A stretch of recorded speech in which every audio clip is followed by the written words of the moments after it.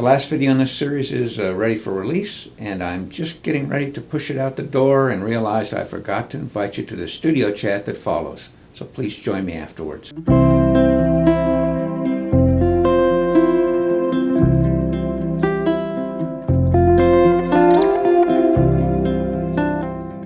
We awoke to a pleasant morning while camped at Cedar Butte. We had lost one member during the night. David received a phone call that the scout troop he volunteers with needed another vehicle for a campout. He would pack up and leave to help the unit out. This would be our last full day on the trail. It appeared we would finish the remainder of the route tomorrow. But for now, there were questions about access along this section.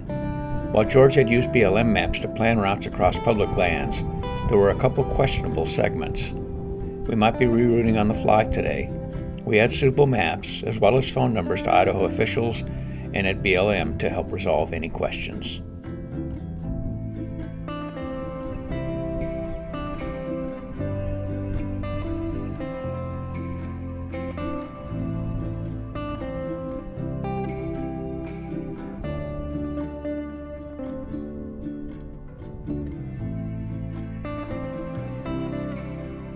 Bob, did I show you my little lantern I made? No, you didn't.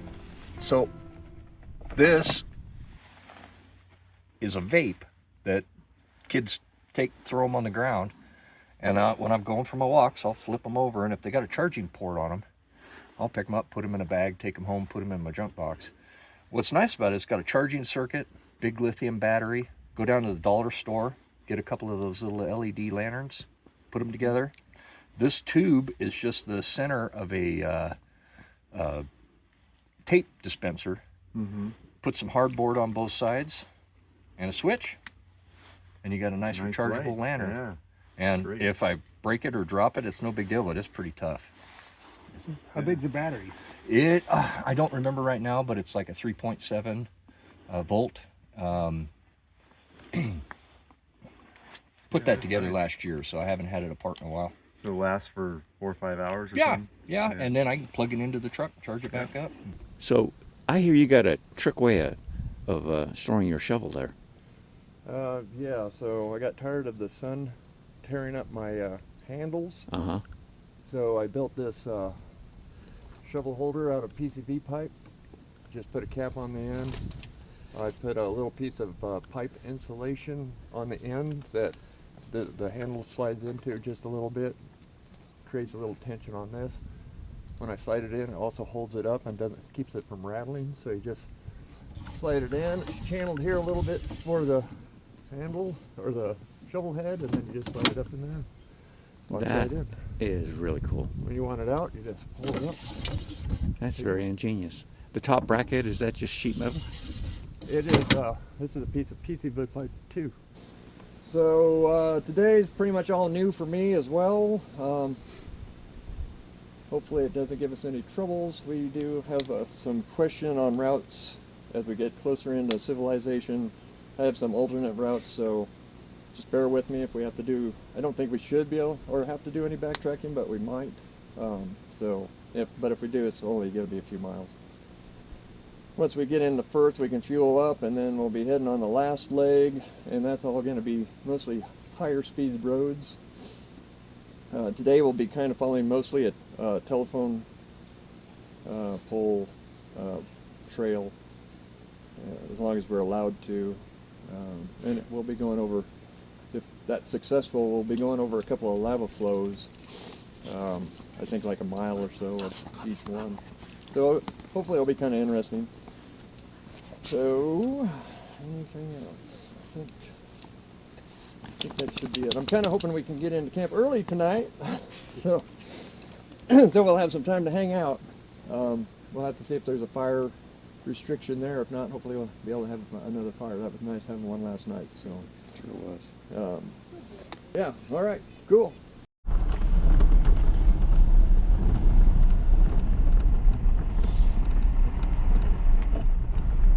Well, I heard last time you were doing it in a torrential rainstorm. Yep, it was like a river flowing through there.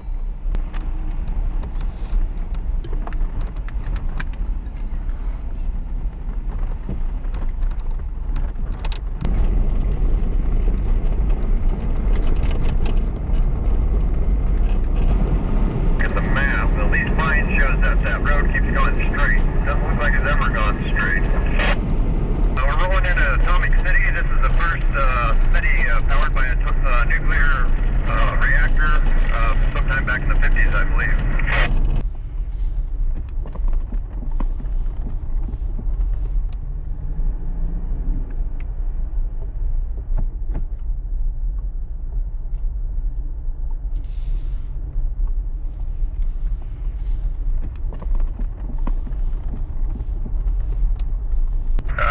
Got a private property thing here. I'm gonna have to read it. Oh, government property. Wow. Okay, let me read this real quick. Well, we went through Atomic City and we're headed back to the east when we ran into a road that said no access, government only. Well, what I'm gonna try and do is get us relinked on the other side and see if there's any issues there, where we would have came out, and then where the other issues could have been, and then we'll try the rest of the route from there.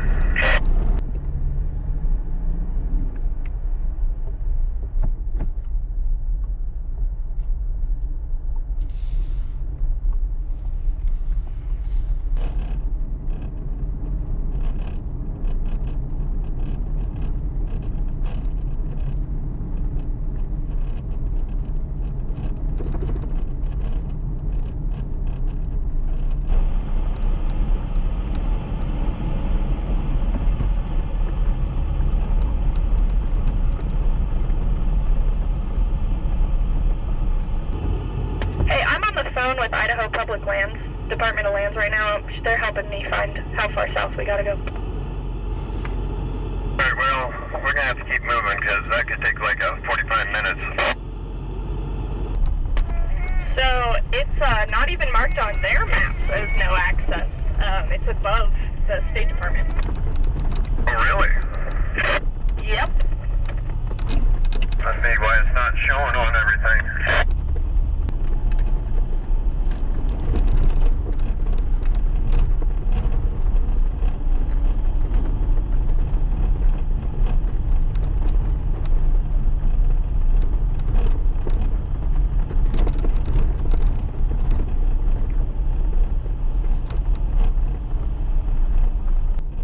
After talking to the Idaho Lands Department, Tess called the BLM, and they confirmed that the sign marking the road closed was indeed legit. Control of it had been transferred to the Idaho National Laboratory, which is a government facility for energy research. When I was on the phone with this BLM, I had mentioned, like, oh yeah, you know, people put out fake government signs, and he's like, yep, they sure do. Well, that's good to know. I know that people do that. I just didn't never know that they really went that far to put government property up.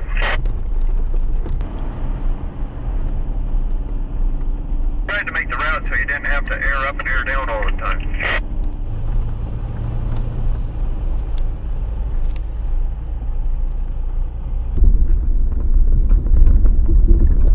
Well, it wasn't planned, but it's a pretty fun little section.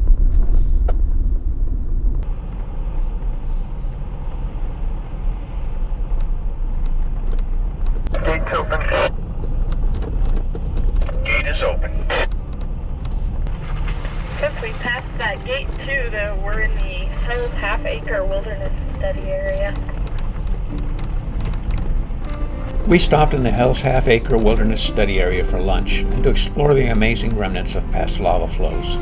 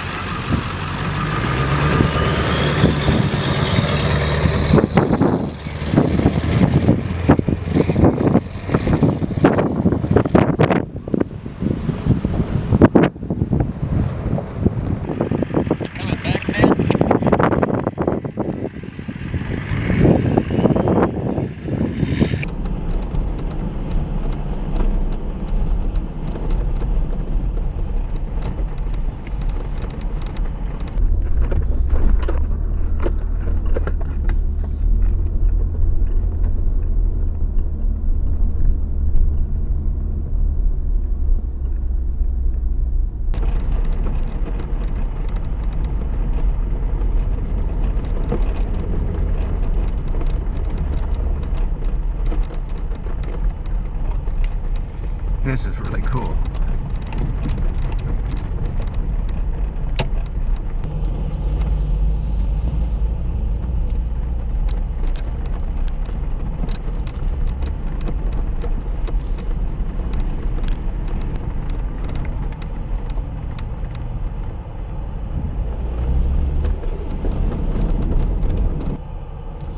This is another one of those roads that I checked on Idaho trails, and they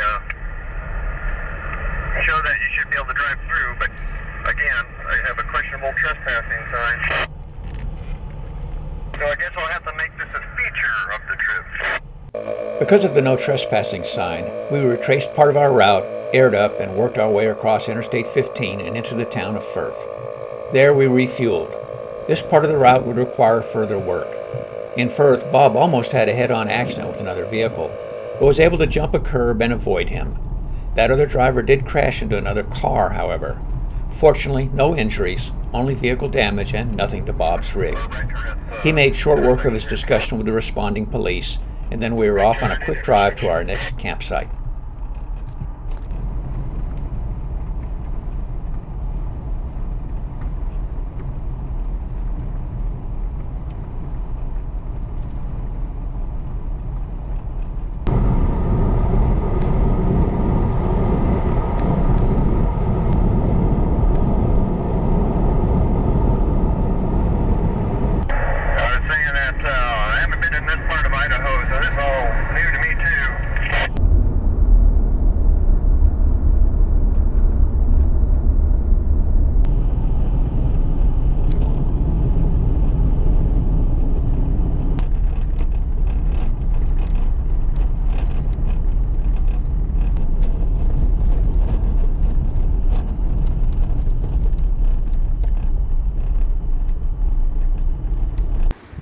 It's out of the Aldridge Post Office, kept by Clifford and Daphne Gimnett.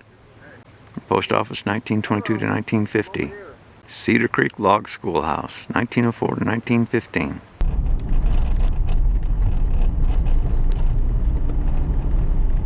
Somebody's here. You want to stop here for the night? Looks good to me. Looks like it'd be our best campsite. Chad, or Mel, canned tamales. Those are actually quite good, I think. I mean, they're not real tamales, of course, but No. for something quick and easy. You got to get somebody's mom to make you tamales. I'm not sure much can. of a whiskey drinker, but it's very good. Just a little sip. Well, tonight's the last night, unfortunately. I mean, it's been a lot of fun, and we've shared a lot of nights together. Only two with fires, though, but tonight's been a nice night. And we're going to have to say goodbye to, let's see, Mark. I mean, really enjoyed our time together, so, and I really appreciate you coming out and being with us out here wandering the deserts, and I hope you feel that it was a good time. I do. It was a good time. And I'd like to thank everybody else who came out with us. It was a very long trip, longer than I really anticipated. When you think about 7-8 days, it's like only a week, but the days were long. And appreciate you guys hanging in there, and we made it. Well, we still got how many miles? 83.7 down to the 0.7. I'm going to track that 0.7 down. How many camel guards so far? Oh, I don't know total, but I've been doing each leg.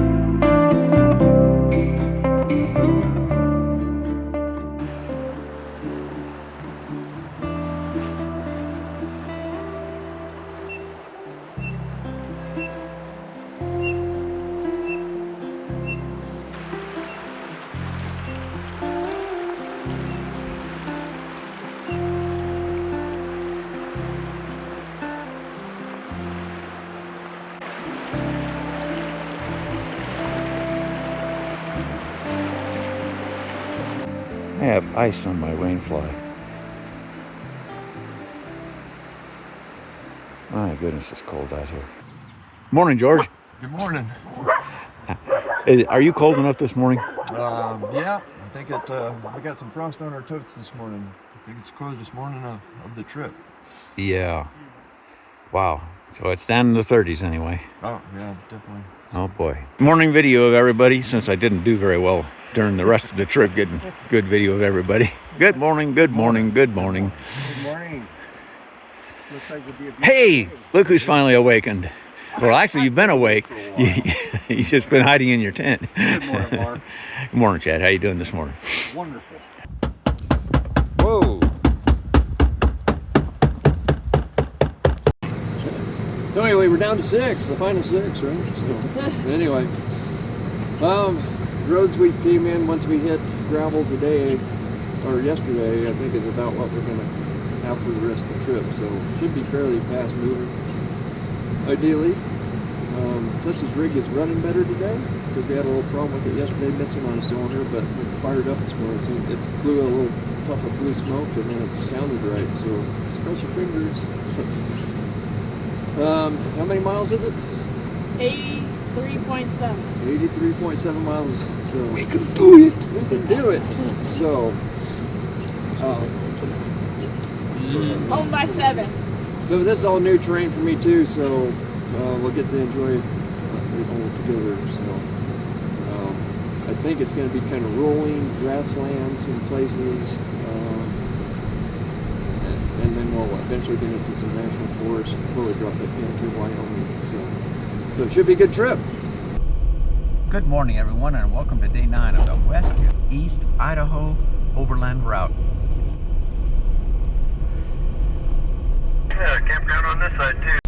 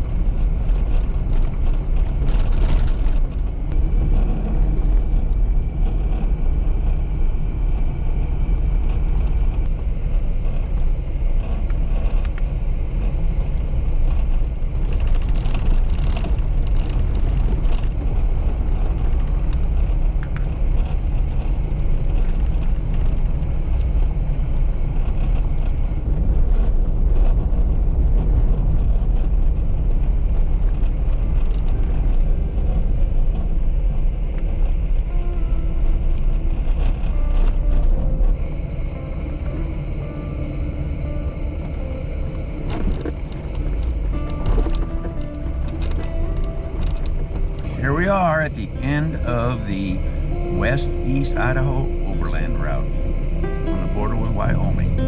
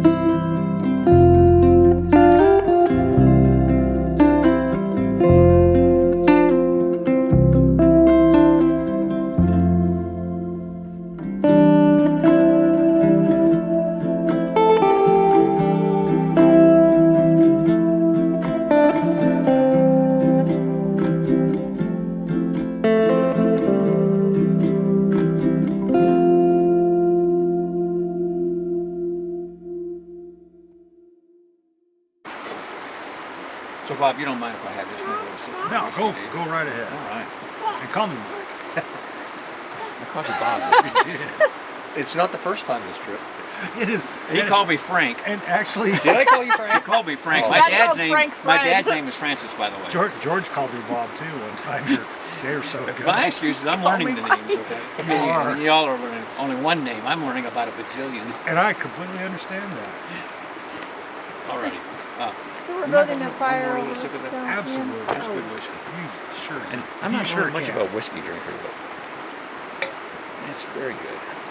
Just a little sip. I think we should keep making videos where there's less and less drivers at the meetup.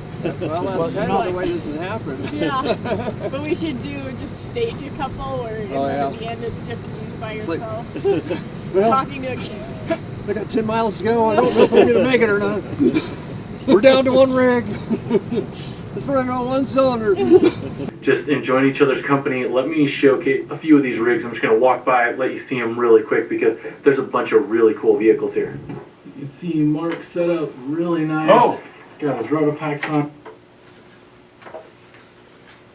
Well, hello. Welcome to my studio, my office at home. Wanted to give you a little bit of discussion about some of the things that happened during this trip and a little bit of background on a few things. By the way, I'm watching Backroad Exploration YouTube channel, and that's Jared talking that you heard right there. He was with us for a few days of the trip, near the beginning of the trip. We had several other people travel with us as well. Donald from Soft Roading the West, and Sagebrush Bob. I believe that's what he calls his channel. I'm going to put links to all the channels in the video description for this video of the people who were traveling with us, as well as George's channel, Southwest Idaho Overlanding, I believe it's called. But anyway, back on my studio chat, as it were. A few things I want to talk about. Time zones. Let's start with time zones. You may remember if you watched all the video series when I was headed out to the Alvord Desert, because that's where I camped the first night before we met in Jordan Valley. Both of those are in Oregon, and the group that I was meeting with was driving in from Idaho right across the border the next day. And it dawned on me as I was driving out to Jordan Valley, were they going to be arriving in Jordan Valley on Idaho time, Mountain Time Zone, or on Jordan Valley Time Zone, which is in Oregon? So I did a little research, and what I learned was, well, actually, Jordan Valley is on Idaho time. They don't go, they don't stay on Pacific time. However, Alvord Desert, where I was going to be, is on Pacific time, so I was the one that was actually going to have to be careful to get there at the right time for the meetup in Jordan Valley the next day. Another thing that comes up is that we stopped several times when we were crossing those grassy stretches of road near the beginning several days in order to clear grass out from underneath our vehicles. There is a video, I'll see if I can't find a link for it. Again, put it in the video description for this video, where a fellow's vehicle caught a lot of grass up on the skid plate, I believe it was by the automatic transmission, and it caught on fire, destroying his vehicle. I'll see if I can find you the video that he made about that. You may be used to seeing rig talks on my videos, and I would have loved to have done rig talks, and these were 10 new rigs I'd never been around before. Actually 11 new rigs, because John joins us later on. But trying to get people, once they're gone and they're back home, in order to give me in their voice, their briefing about their rig, and taking all the pictures of all the rigs and everything, was just too time consuming for that many rigs, without having more time that we weren't traveling and actually busy doing other things. So, but whenever I might travel with any of these folks again, I'll be sure to catch up on a rig talk for their rigs. We had 2 close accidents. One was, we were driving about 3 miles on pavement, and we had to make a left turn. So we're all lined up, there's plenty of space between us, we're slowing down. We haven't gotten above 45 miles per hour because we're aired down, so that was our agreement. And we're slowing down to make a left turn. I look in my rearview mirror, and there's a fellow behind me. He comes up very fast, and he just comes right around me. And then I think he's going to pull in front of me. There's plenty of room for him to do so, but he doesn't. Instead, he keeps going, and he passes the next vehicle. I get on the radio, I yell out, "Hey, everybody, watch out, there's a guy passing everybody." And meanwhile, we've got vehicles up front that are making that left turn. And he almost hit one of them vehicles who was making that left turn. I don't remember who it was. It might have been Tess, but I'm not sure. It was a dangerous situation, and the guy was foolish for doing what he was doing. The other was we almost had a head-on accident, and it's mentioned in this video. I was behind Bob when it happened, and of course he's got that big Chevy pickup truck, and the only thing I knew was all of a sudden he slammed his brakes, and he turned the steering wheel, and he jumped over this median that was separating the road from a parking lot that was right there, and he's propped up on this median, and all of a sudden a car comes out to the side in front of him, and it's got damage on the front of it. So I thought that they had hit each other. It turned out there was another car that I couldn't see immediately that had been involved in the accident with the car that was hit, and Bob was not hit at all. He was just avoiding running into anybody. The guy was obviously, he was having some sort of an issue. He may have been drunk, he may have been high on drugs, he may have been having a medical condition, I don't know. All I know is everybody that talked to him said he was obviously out of his wits. He was even confused that he'd been involved in an accident. Glue tread, you'll see that mentioned here. I think that has some real possibility. It didn't show its best light here because the tire had another problem, but we were all impressed with it. It does come with an optional accelerator, and so that's what you saw when they were spraying that around the edge. You got to pay additional money for that, I guess. Otherwise, it takes, I don't know how long for the adhesive to set up. All right, crossing lava rock. Lava rock can be vicious on tires, even off-road tires. I was talking to my friend Richard, who drives Otis Porsche. Anybody in the Porsche world probably knows who Otis Porsche is. He and his wife Dolores have done a lot of rally racing all around the country and North America for that matter. That Alpine 5000 decal you see on there, that's the real deal. They participated in that in 2020. They got caught up there during the pandemic. I was with him out at Jordan Craters a couple of years ago, which is actually right close to Jordan Valley. And he was mentioning to me that there are places where you can go off onto the lava rock field. And he said, but you don't really want to do that because he says it'll just slice up your tires. So lava rock is a problem when you're crossing it. And just, you know, if you're going to go out there, be aware you can probably suffer some tire damage. Bent antennas. This is the second trip this year I've had where an antenna bent over. Now this antenna, it bent ever so slightly. It was just slightly tweaked. So I was able to take a crescent wrench and just put it down at the bottom and just, you know, tweak it just so it was straight back up again. However, the one on the AZBDR earlier this year, it broke the antenna. So right after that, I picked up a replacement.